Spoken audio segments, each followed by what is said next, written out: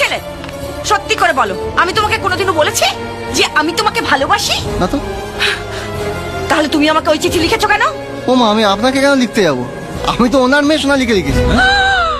আমার মেয়ে সোনালী?